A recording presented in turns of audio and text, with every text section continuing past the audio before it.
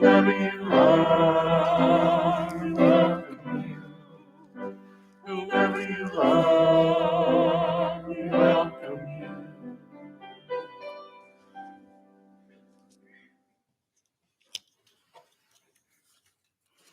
Good morning, and welcome to this service of the First Unitarian Church of Toledo, a church where we put our faith into action and a place where all are welcome.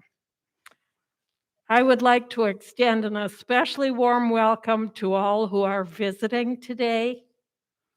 It is so nice to have you here. I would like to point out to you a few of the cards that are in the hymn rack in front of you. The little yellow card, we would invite you to fill out the information with your contact information, any areas that you might be interested in specifically about how you might get involved here at church. And once you fill this out with your email address, we will send you our weekly e-news with information about things that are happening here at church. On this beautiful quilt flaming chalice card is the contact information for everybody here at church. So we invite you to take that card home with you. And then there is a little offering envelope that you are welcome to put in an offering. And I will speak a little bit later about the offering for today, which will be going to the Buddhist Temple of Toledo. And I might add that anyone that are members of the church are welcome to fill out information on this yellow card about areas that you would like to become involved with as well. We hope that this Sunday morning finds you healthy and well, cozy and peaceful, perhaps still in your pajamas. Know that it is through our interconnectedness that we are held and supported in community, even hybrid or virtual ones. Let us be grateful for this community, for the dawning of this new year, and for the gift of life itself. I have just a few announcements, and these are also listed in your order of service. The office hours are now back to being just Tuesday and Wednesday, no longer on Monday at this point. There will be a social hour after this service. You are welcome to join us for that. There will, however, not be refreshments today because of the increased number of COVID cases. And as I mentioned, today's offering will go to the Buddhist Temple of Toledo, and I will speak a little bit more about that later in the service. And now for the opening words by Tara Isabel Burton. Ritual is a label for the solemnized formal occasions by which, through activity and participation, adherents achieve collective effervescence, reifying and reaffirming their role in the community and their sense of purpose in the grand narrative religion provides. While communally marking the passage of time, traditionally, rituals have included sacraments like the Eucharist, or meal times like Shabbat dinners, or Friday prayers. But today's rituals include, for example, regular morning workouts at Soul Cycle, an integral part of the narrative of self-care, so embedded in the cult of wellness, or attending meditation or yoga classes. They include, too, the near liturgical process of call-out culture in social justice activism and the even more insidious and abusive pile-ons beloved by right-wing Twitter trolls, both of which imbue relatively straightforward actions, clicking away on a keyboard, pressing send with cosmic and communal significance. Taken all together, rituals and a sense of purpose link a community with a wider meaning. And as Karen lights our chalice, these words come from Sasha Sagan in her book For Small Creatures Such as We, Rituals for Finding Meaning in an Unlikely World. She wrote, I have a newfound sense of awe about candle lighting, which appears in so many disparate rituals.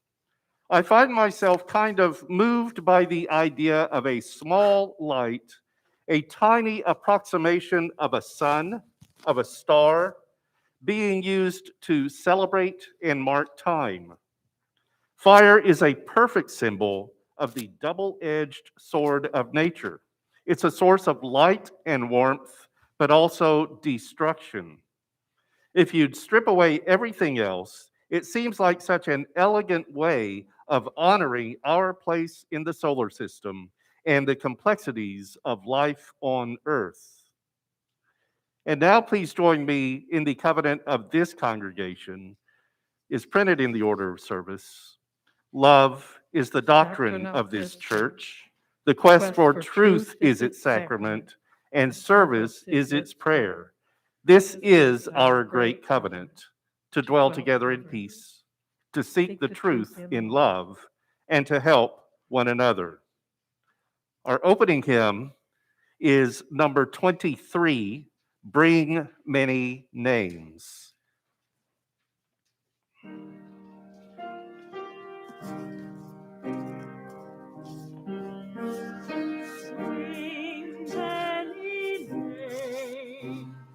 Beautiful and good, celebrating parable and story, holiness in glory, living, loving God, hail and Hosanna, bring many names, strong Mother God, working night and day, planning all the wonders of creation, setting each equation, genius at play. Hail and Hosanna, strong Mother God, warm Father God, hugging every child, feeling all the strains of human living, caring and forgiving, till we're reconciled. Hail and Hosanna, warm Father God, great living God, never fully known, closer yet than breathing, never letting go.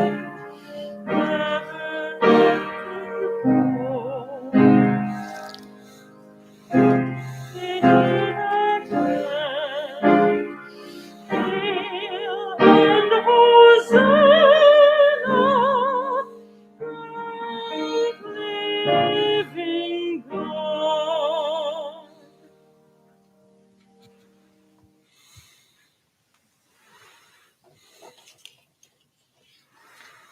Our story today is The Memory Table by Christy, Olson, and Jessica York.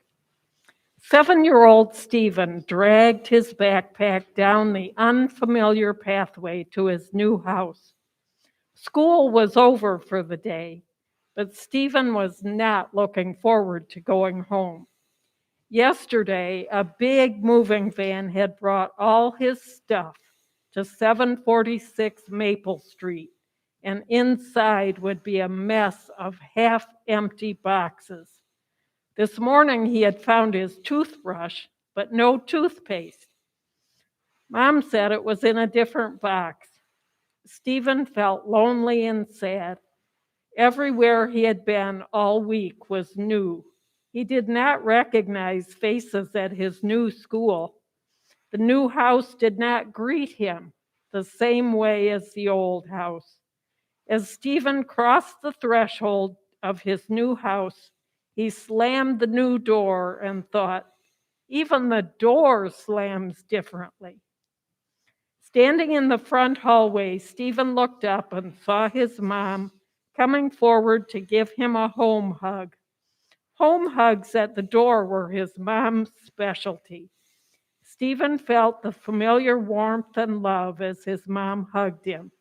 He smiled up at her and forgot his sadness as he said, "I sure hope that's peanut butter cookies I smell." "That is a super nose you have there, young man," his mother answered. "Make way for Super Nose as it heads towards the peanut butter cookies. Close behind is Wonder Mouth that will eat those cookies," Stephen yelled as he sailed down the hallway towards the smell of peanut butter cookies. In the kitchen, Stephen stopped and stared. Everything was put away, and by the window was their very own kitchen table. This rough pine table had been in his kitchen as long as he could remember. It had two chunky legs on the ends, which his mom always said made it easier to push in the chairs. Around the table were 4 chairs with thick legs and padded seat covers with chickens on them. Stephen walked to the table and saw the red permanent marker spot from when he was 2 years old and started to draw without paper.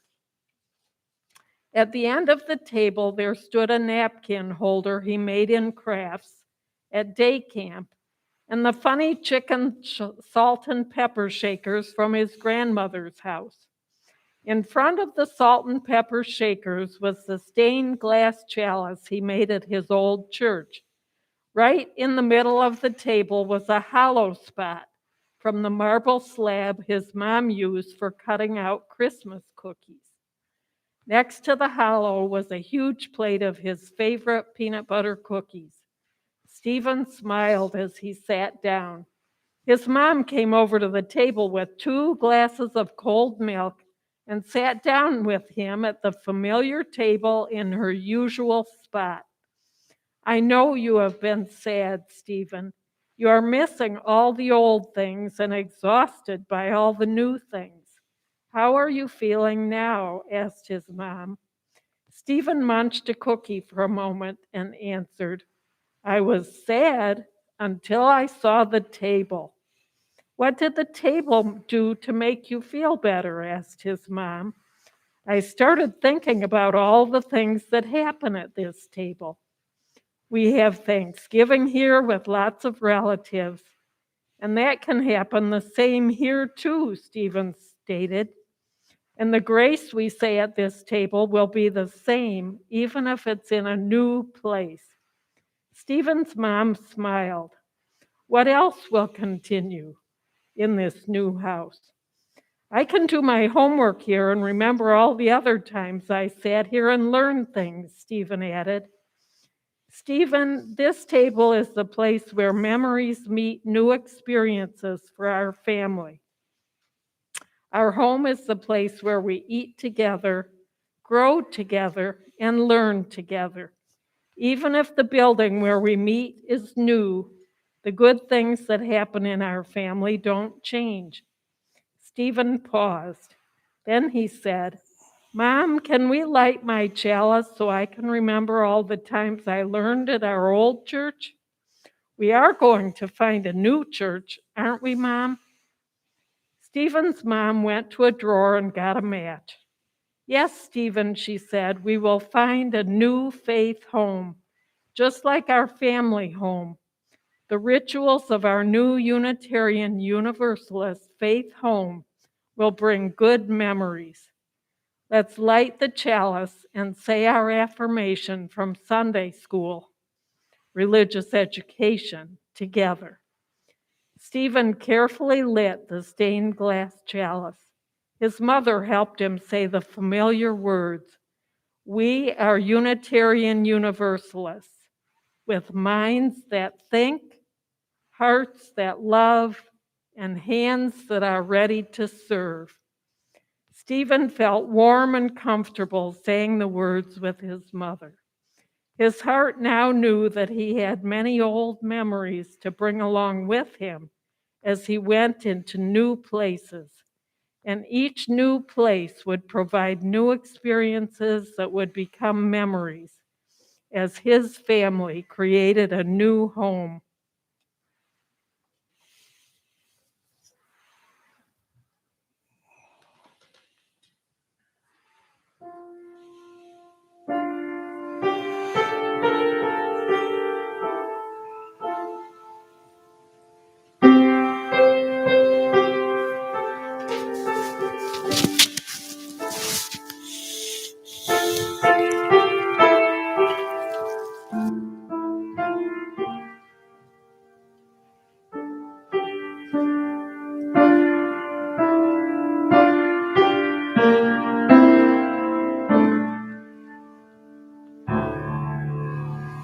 Be lambs unto yourself,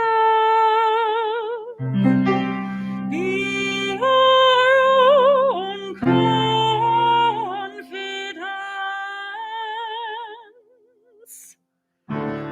Hold to the truth within yourself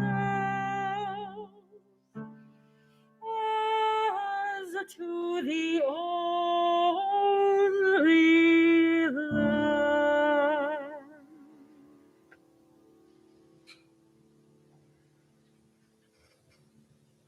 Please join me for our regular time of meditation, contemplation, and prayer.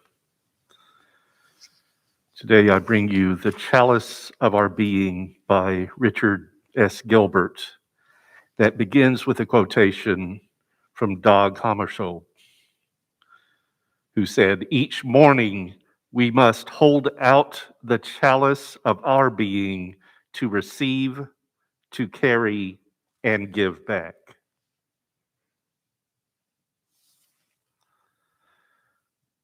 Each morning we hold out our chalice of being to be filled with the graces of life that abound: air to breathe, food to eat, companions to love, beauty to behold, art to cherish, causes to serve. They come in ritual procession, these gifts of life.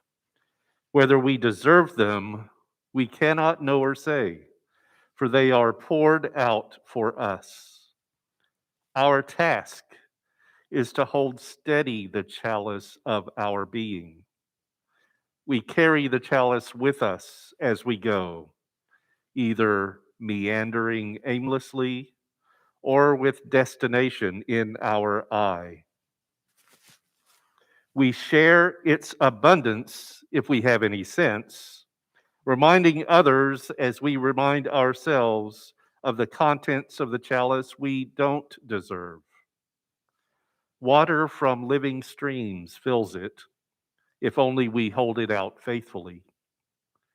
We give back, if we can, something of ourselves, some love, some beauty, some grace, some gift.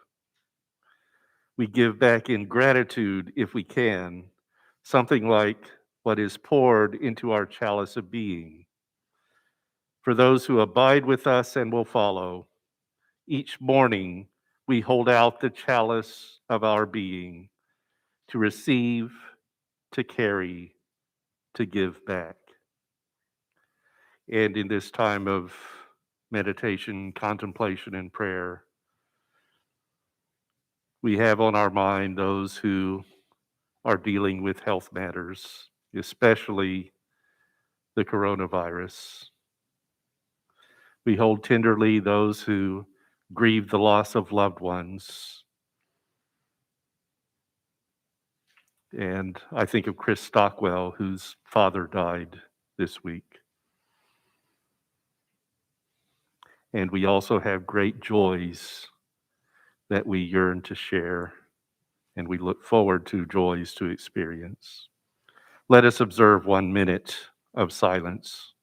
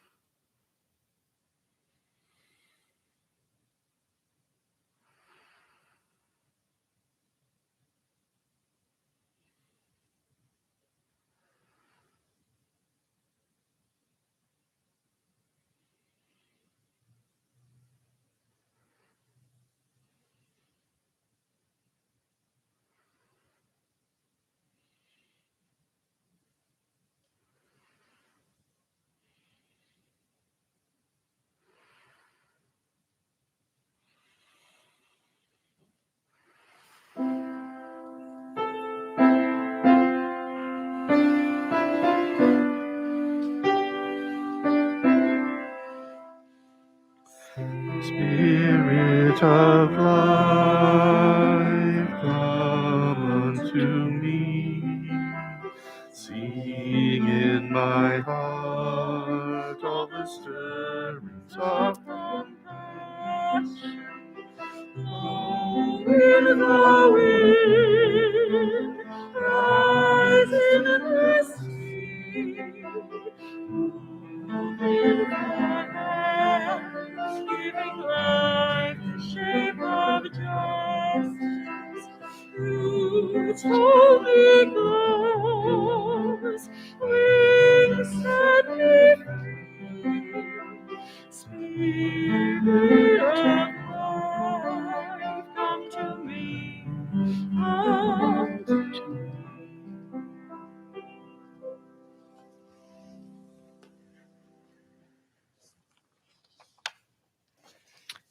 Our reading today is from the introduction to How to Bury a Goldfish and Other Ceremonies for Celebrations of Everyday Life by Virginia Lang and Louise Nair. We believe our everyday lives deserve celebration. As our world grows more complex, it takes more thought to do less.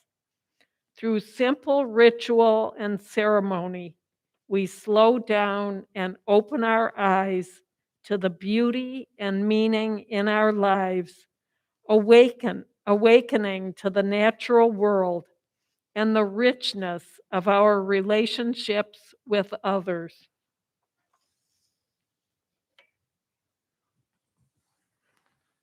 How do you take a pill? Just pop it in your mouth, drink some water to wash it down, and that's it? What about if you have several pills to take at a time? Is taking them no different than a handful of M&Ms or salted peanuts, except you don't chew? Or is there more of a routine, even a ritual to it? After all, it's medicine intended to make you better. Might you include a mental plea that the pills help you maintain good health? Might you have a special practice for taking medication that you wouldn't do for anything else, like the way you drink the water or place the pill in your mouth? Does it differ when it's a needed aspirin, acetaminophen, or ibuprofen to stop a headache versus a same time everyday vitamin supplement? And you want to add special effort to encourage its effectiveness. Google how to take a pill, and you'll get a lot of links for instruction. To take a pill, you can have a routine. Think of the definition habitual or mechanical performance of an established procedure. Or you can have a ritual, an act or series of acts regularly repeated in a set, precise manner. Those are selected from the Merriam-Webster definitions for routine and ritual. Routine and ritual share 4 letters, but they have different origins. Routine from route or route, as in travel, and ritual from rite. Travel is worldly, ritual, rite, has ties to religion, ceremony, custom. What I'm encouraging you to consider today is that you might give some of your routines the status of ritual, that you consciously add a level of your own religious practice to aspects of your routine living, developing worldly rituals. Build your spiritual consciousness in a way through taking pills to making and or drinking your morning coffee or tea, to how you prepare to go into the world by putting on socks and shoes. Doing your routines and also bigger rituals, observing rites of passage, and marking ceremonial changes in recognition of the planet's cyclical movement. Be conscious of your routines, and you can convert some of them into rituals, bringing your spiritual aspect into your worldly life. It's one way to build your own religion, which we Unitarian Universalists affirm, knowing that we don't all have the same practices and beliefs, but we're religious, spiritual, together as Unitarian Universalists with our individual ways. And that takes us to a concept from a 2020 book by Tara Isabella Burton, Strange Rites, New Religions for a Godless World. She's putting forward a point beyond the nuns, a statistical label for people who aren't religious, but many of them claim the term spiritual but not religious. Tara Isabella Burton has a new label, the remixed, who build their individual religions by combining elements of different approaches to religion and spirituality.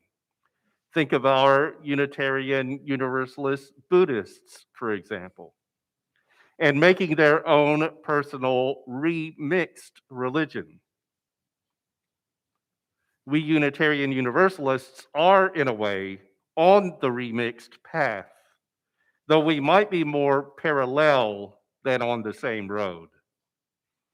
Burton wrote, today's remixed reject authority, institution, creed, and moral universalism.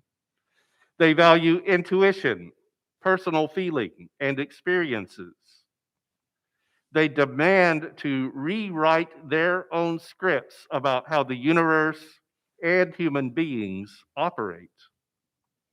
Shaped by the twin forces of a creative, communicative internet and consumer capitalism, today's remixed don't want to receive doctrine to assent automatically to a creed.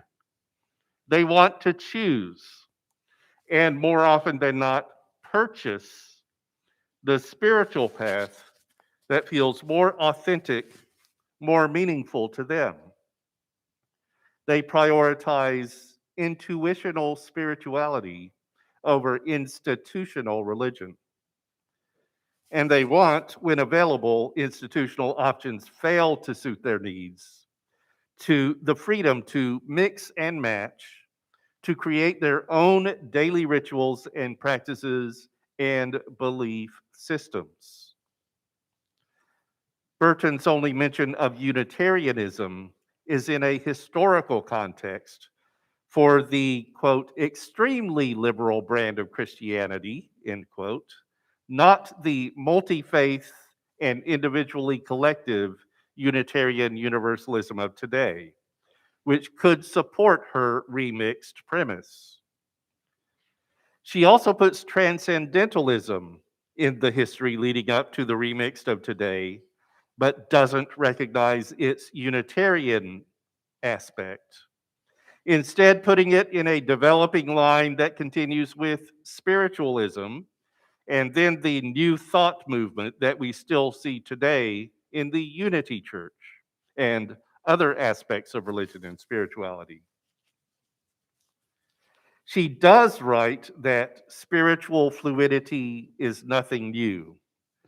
She points to American immigrant traditions, includes Afro-Caribbean folk religions, as she puts it, combining their cultures and imposed religions, but says what we're seeing now isn't just an increase in culturally specific syncretism, but religious fluidity on a personal level, which is what many of us Unitarian Universalists arrive at when we build our own theologies and make our religious and spiritual ways.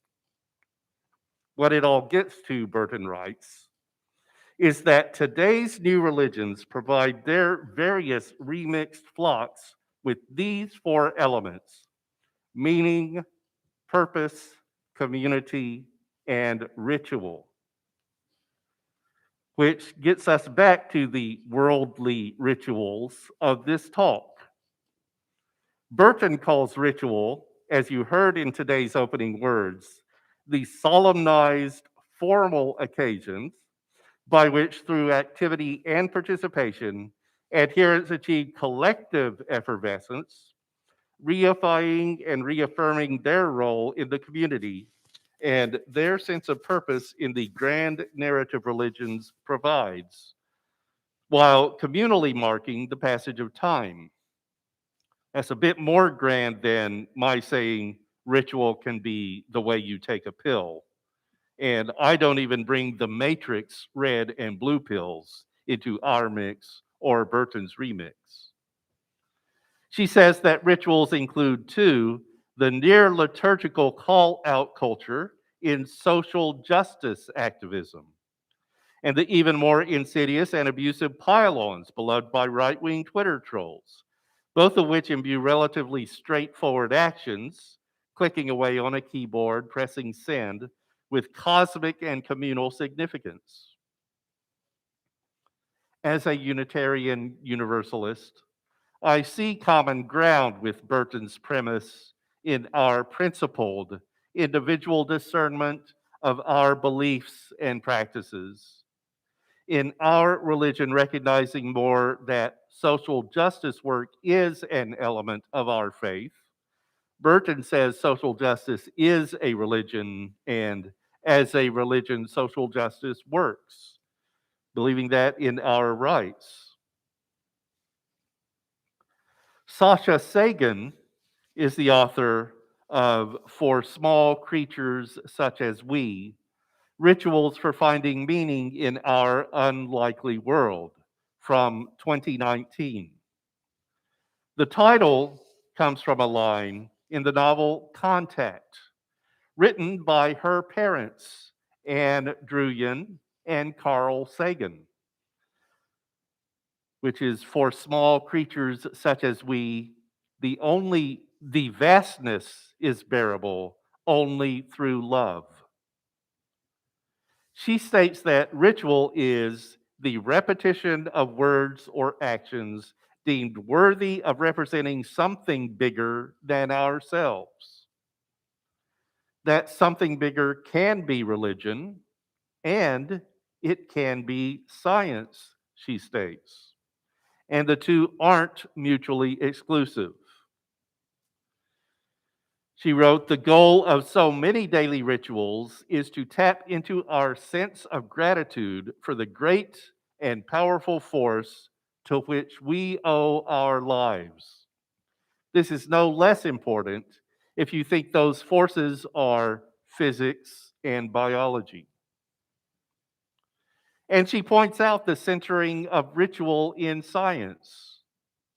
Beneath the specifics of all our beliefs, sacred texts, origin stories, and dogmas, she writes, we humans have been celebrating the same two things since the dawn of time: astronomy and biology. The changing of the seasons, the long summer days, the harvest, the endless winter nights, and the blossoming spring are all byproducts of how the earth orbits the sun. The phases of the moon, which have dictated the timing of rituals since the dawn of civilization, are the result of how the moon orbits us. Birth, puberty, reproduction, and death are the biological processes of being human. Throughout the history of our species, these have been the miracles, for lack of a better word, that have given us meaning. They are the real, tangible events upon which countless celebrations have been built, mirroring one another even among societies who had no contact. Religion at its best, Sagan says, facilitates empathy, gratitude, and awe. Science at its best reveals true grandeur beyond our wildest dreams. She also puts faith in perspective to empathy, gratitude, awe, grandeur. I don't think that faith is a requirement to see a world full of provable miracles and profound meaning. I also don't think lack of faith means you must give up your most beloved rituals. There is a way to honor your traditions and your ancestors without feeling you are just going through the motions. In her book, Sagan identifies events common to ritual, and being a secular person, she writes about how she developed or identified ritual in her individual and family life. Since I long for ways to honor the wonder of life, I've found myself making up new rituals, she writes. Sometimes I find I can repurpose the traditions of my ancestors to celebrate what I believe is sacred. She encourages the reader to find meaning through ritual too, writing, we all deserve holidays, celebrations, and traditions. We all need to mark time. We all need community. We all need to bid hello and goodbye to our loved ones. I think you can read Sagan's book and relate and start to see more ritual, not just routine, in your life. Virginia Lang and Louise Nayer co-wrote How to Bury a Goldfish and Other Ceremonies and Celebrations for Everyday Life. It's a book with some context and instructions for how to conduct rituals for families and individuals. The title ritual is for a backyard burial instead of a toilet ceremony, giving a little more context to the thought that life is precious. It was published by Skinner House Books, a Unitarian Universalist Association owned publisher, in 2007. So, in a way, we Unitarian Universalists were once again ahead of time in bringing a growing religious practice into being by recognizing the worldly rituals of everyday life. We are not looking to replace ancient truths or the community and faith that can be found in a place of worship, Lang and Nayer write. But we have found useful and heartfelt ways to express ritual and ceremony in lives that embrace blended families and differing backgrounds and lifestyles. In addition, we have written and discovered some beautiful words to give voice to the feelings we all experience at poignant times in our lives. I'm not saying that where we are today in our Unitarian Universalism is where we need to be. As an institution, we are behind the times, I think, even if we put ideas out there ahead of trends. And I don't know how to catch up or if that's what we want to do. Burton wrote 70 odd years ago, or about the time the Unitarians and the Universalists consolidated, the major cultural and spiritual project of America was liberal ecumenism, the utopian vision of varied, disparate traditions and denominations coming together to seek common ground and effect widespread change. Today, that project feels hopelessly obsolete, she continues, or they continue. If once we sought common institutional ground, we now seek a kaleidoscope of kindred spirits. We are all our own individual religions, and the cultural myths and narratives we tell, customize, and individualize continue to shape the world around us. These three books, Tara Isabella Burton's Strange Rites, for the context of developing personal rituals as part of remixing religion so you and religion fit well. Sasha Sagan's For Small Creatures Such as We, to get the context of the variety of occasions, existing and your own, for ritual.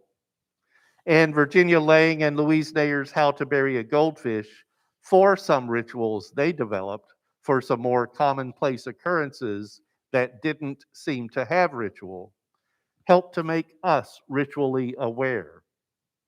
It's a worldly thing, ritual, and a way to recognize both the larger aspect and the common qualities of being human. I urge you to make your own worldly rituals and find other ones and practice them in the here and now. Be religious people without losing your individuality and bring your ways into this Unitarian Universalist place where we share as one and in community. And when you do take pills, be aware of the good they can do and honor the science that can improve you. So be it.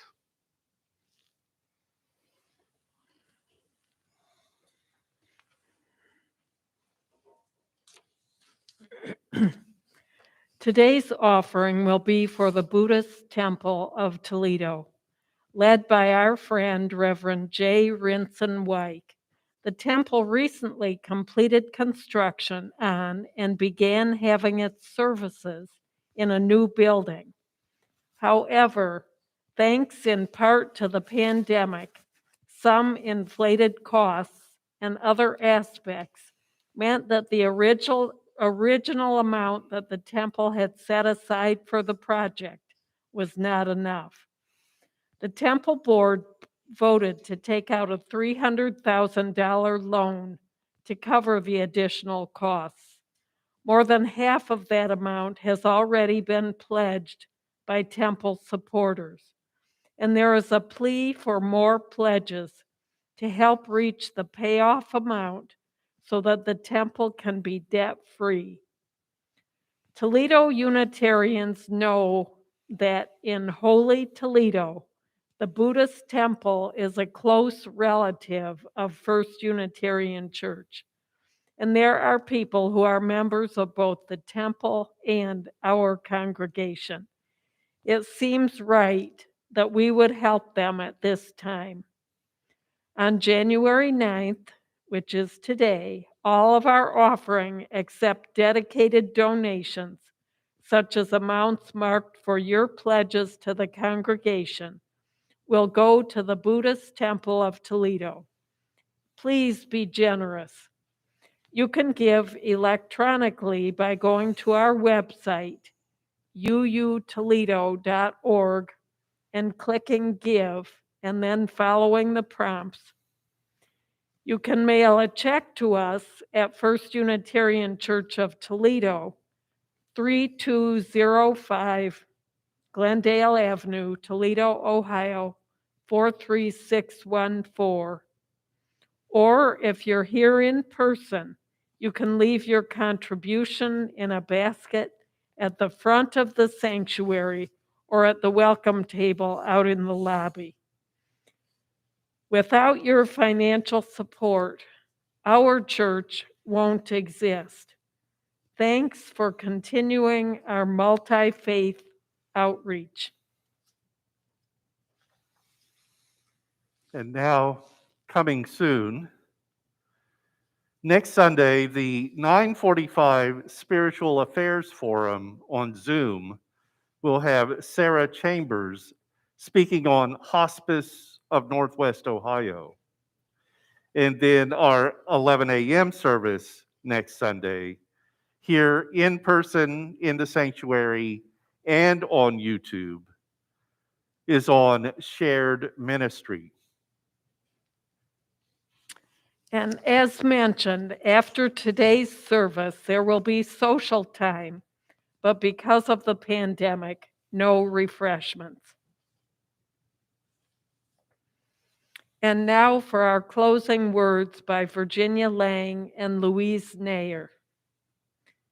When we take time to see the sun rise and set, to really see the exploding colors of the universe, we awaken ourselves from cynicism and despair and open our hearts to the mysteries of nature, our bodies, and our lives. And as we extinguish the chalice, one of many of our Sunday rituals, we send its flame into the community, hoping that our ways inspire others, that we can make a better world. Yes, Lord.